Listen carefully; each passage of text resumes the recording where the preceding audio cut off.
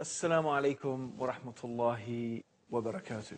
Welcome back to the proof that Islam is the truth, where in these episodes we've been discussing some of the amazing scientific miracles of the Quran. Information in a book 1,400 years old that every Muslim believes is the uncreated word of Allah, the creator of the heavens and the earth, revealed for the benefit and the guidance of all of humanity. But it's not just a claim that we make, it's something that we can back up with evidence. And we believe that for any rational human being, any thinking person who takes the time and takes the energy and takes the effort to look at these evidences and examine them dispassionately, will come to know that truly Islam is what it claims to be, the religion that has been revealed by God the Creator for the guidance and the benefit of all of mankind.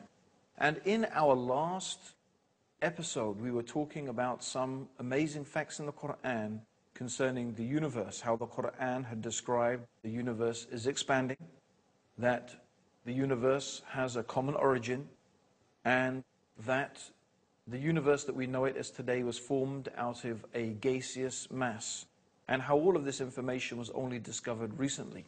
Let's look at some more verses of the Quran concerning cosmology. One of the verses we want to mention is that Allah is the one who created the night and the day, the sun and moon. Each one is traveling in an orbit with its own motion.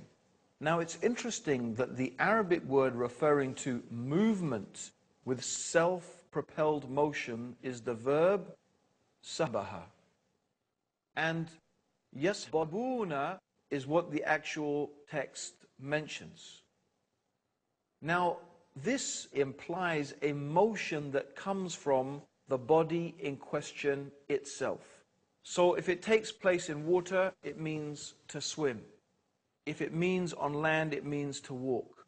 So the implication is the movement is coming from the body itself. So if it was talking about something in space, it would mean to rotate. It would itself rotate. Now, this is amazing.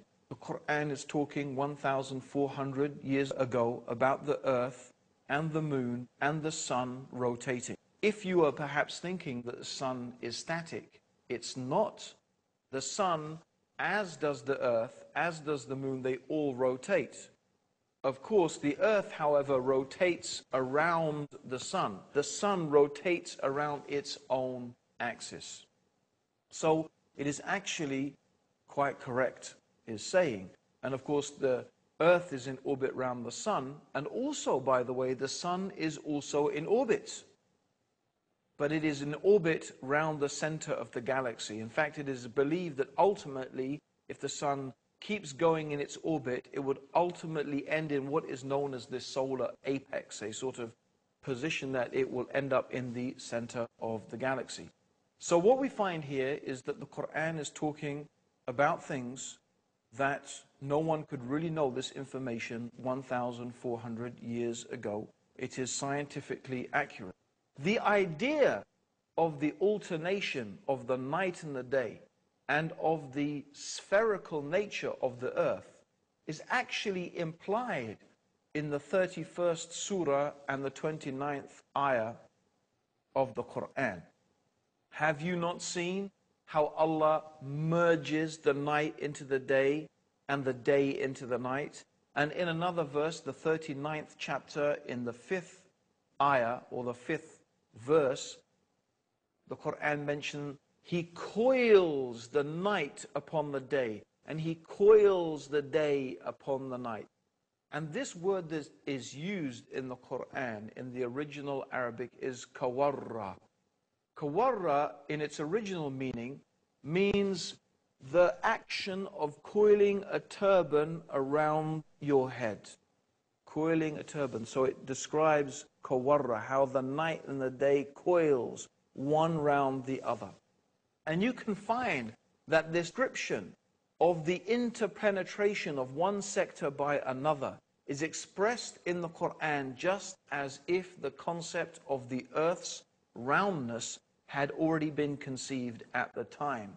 which is, except for there were a few philosophers who had theorized that the earth was round, but it was not really a generally accepted idea.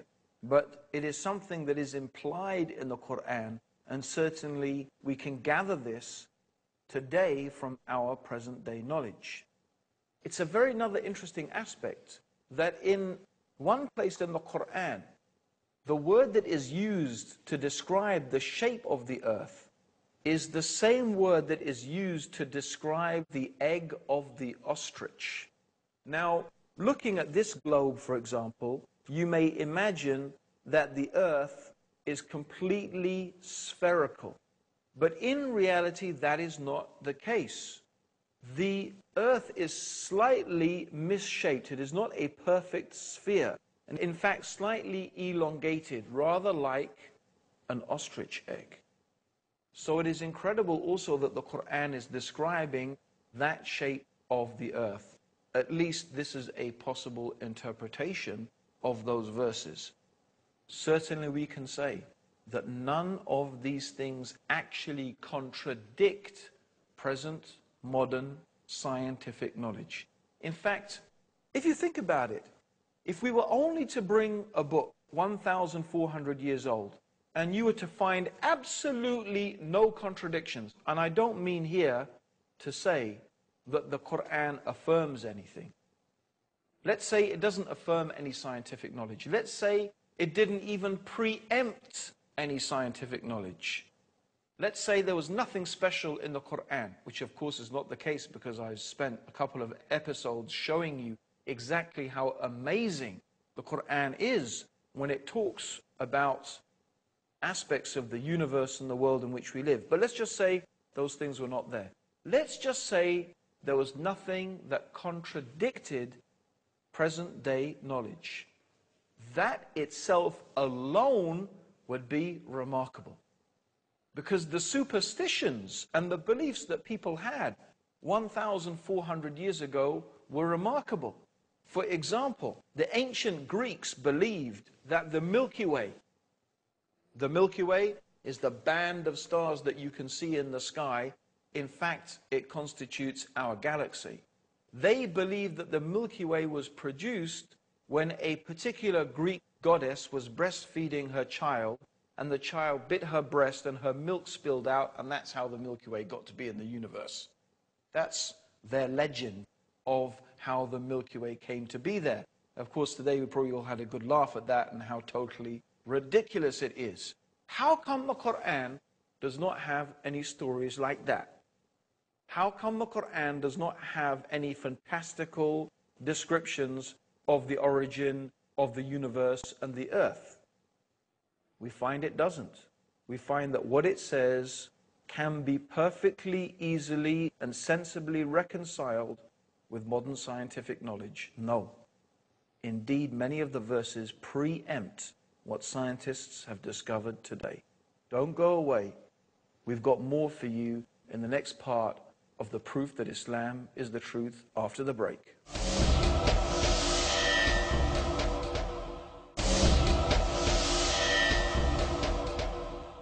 Assalamu alaikum, welcome back to the proof that Islam is the truth, where we're talking about some of the amazing scientific facts in the Quran that have been only discovered recently with modern scientific knowledge. Yet these things were mentioned in a book 1,400 years old. Let's look at some more of the amazing statements in the Quran.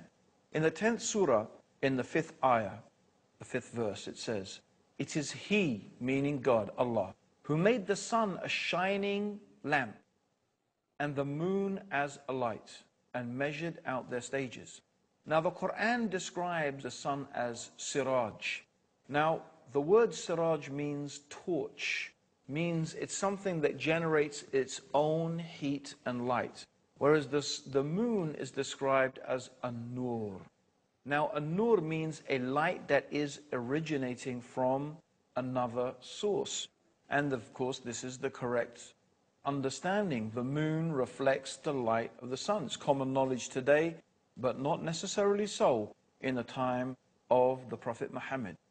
Let's see what one of the respected cosmologists and scientists in the field of astronomy had to say when he was shown some of the statements in the Quran concerning his field of expertise.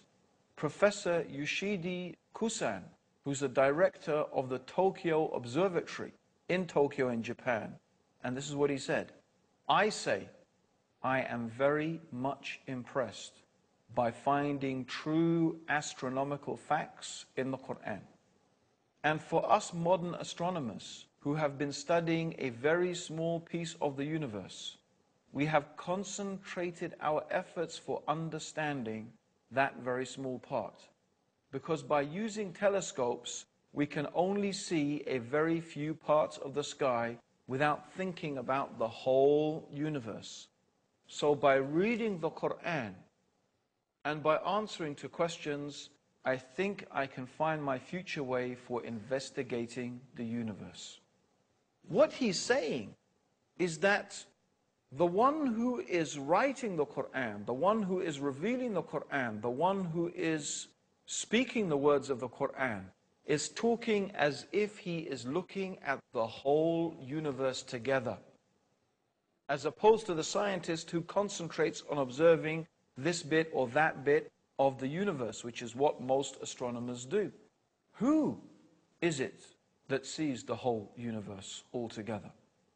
Who is it who sees all things in all places in all times, except Allah, the Mighty, the Wise?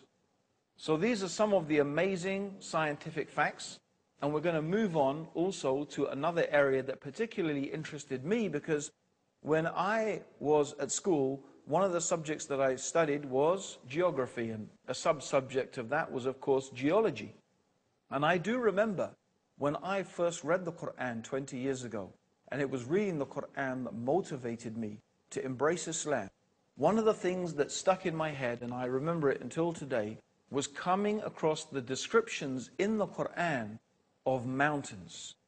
So let's go through some of the things the Quran says about mountains. For example, in the 78th surah, in verses 6 to 7, Allah says, "Have we not made the earth an expanse and the mountains stakes?"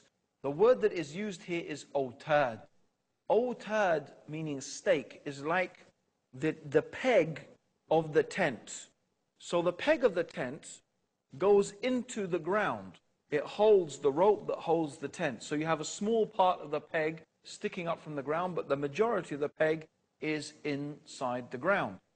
The Quran also says in the 31st surah, or the 31st chapter, in the 10th verse, "And Allah has cast into the mountains, standing firm, so that it does not shake with you."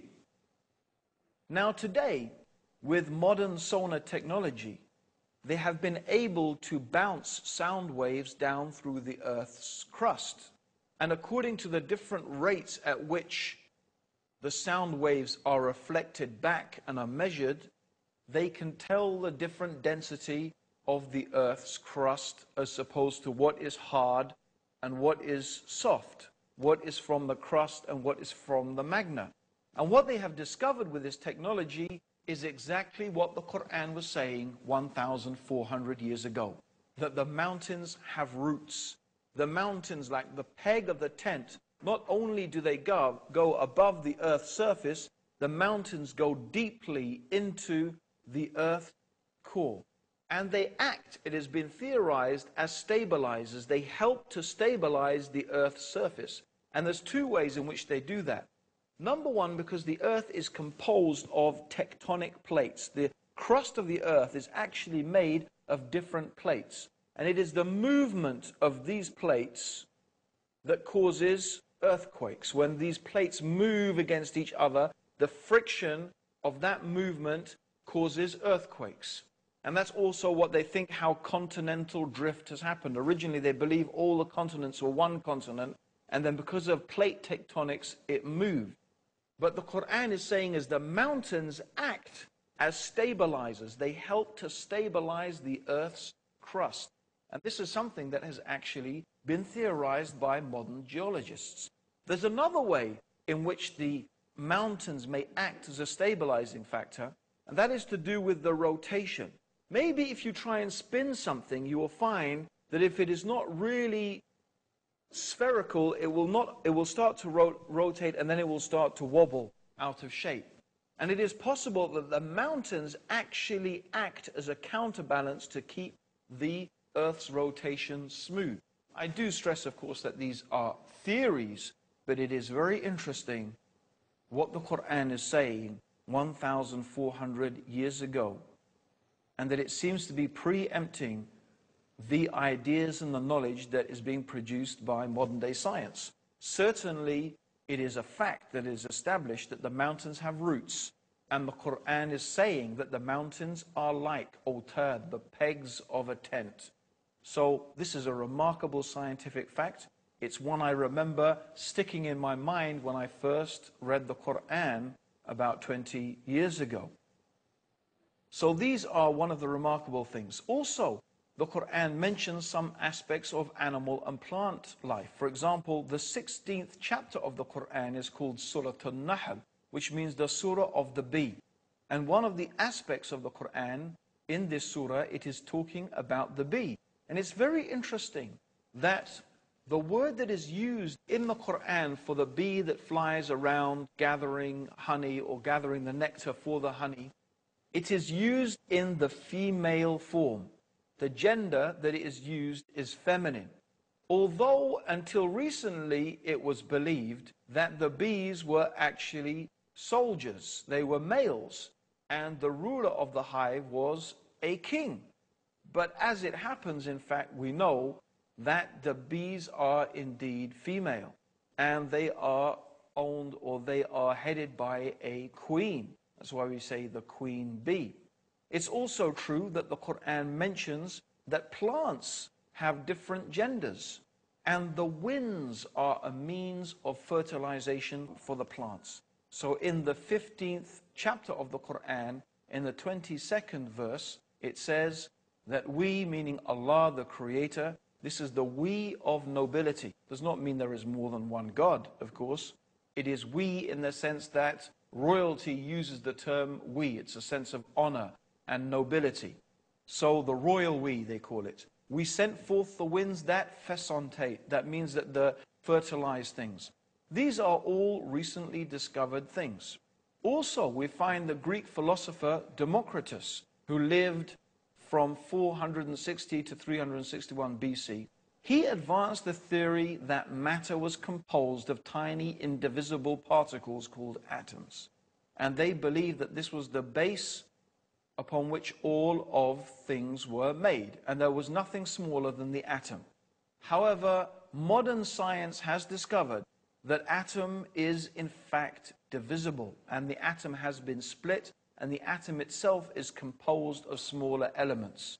The Quran says 1,400 years ago, in the 34th chapter and the 3rd ayah, or the 3rd verse, He is aware of an atom's weight in the heavens and on the earth, and even anything smaller than that. Meaning there is something smaller than an atom. And Allah, God, is aware of it. Every single thing. There's another thing I want to mention. God mentions in the Quran some amazing things about the human beings. And one of the things is about our nerves.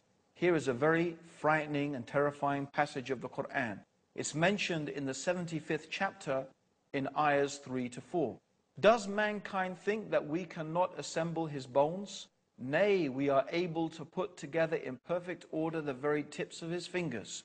God is telling us He can recreate us on this day, this terrifying day, this frightening day, the day of judgment. He is able to recreate you, even if you are dust, even your bones, to the very tip of your finger. Why the very tip of your finger? Of course, you've all heard of fingerprinting, haven't you? Every single human being's fingerprint is unique. Why did God mention the fingerprint? Why did God mention the tip of the finger? This is the uniqueness of the human being. God is telling us, look, I can recreate you even to this fingertip. That is the power that I have. Even to your most unique attribute, I can create you to that. Be mindful, be careful. I will create you again on the day of judgment, and I will judge you and ask you about every single thing that you have done. This is not common knowledge. How did anyone 1,400 years ago know about fingerprinting? And Allah warns us in the 4th chapter of the Quran, in the 56th verse, those who reject our signs, we shall soon cast them into the hellfire. And as often as their skins are roasted through, we shall change them for fresh skins, so they may truly taste the penalty. For Allah is exalted in power, the wise. This is a very frightening description of the hellfire. God is going to burn the skin and recreate the skin and burn the skin, so the people in the hellfire will taste the punishment. Why is the Quran saying that? It has only recently been known and discovered that when the skin is burnt, a person does not feel any pain. That's why when a person suffers severe burns, a doctor will prick the skin to see if the person feels pain. If he feels pain, there are still nerve receptors left. If he does not, that means his skin has been so badly burnt, he cannot feel pain. So if God put people in the hellfire and the hell burnt their skins, after that they will not feel the pain. So Allah is going to recreate the skin again, so they will keep on tasting the punishment. It is a very severe warning from the one who has created you. He knows you better than you know yourself. And He is warning you in His book of His knowledge and His ability, that if you do not believe in Him and follow His guidance, see what is waiting for those people who reject the faith. My dear listeners, we have only one more thing we want to mention. The tree of Zakum, which will be the food of sinners, and it will be like boiling oil that will boil in their bellies, like the boiling of scalding water. Taste this, Allah says in the Quran. Verily you are pretending to be the mighty, the generous. Look at those arrogant people, pretending to be mighty, pretending to be generous, but taste the tree of Zakum that will boil in your belly. And it says they will drink a water that cuts their bowels to pieces. It is very interesting that thermal receptors are not present in the intestines, but it is in the bowels. And the contents and the receptors in the bowels are highly sensitive.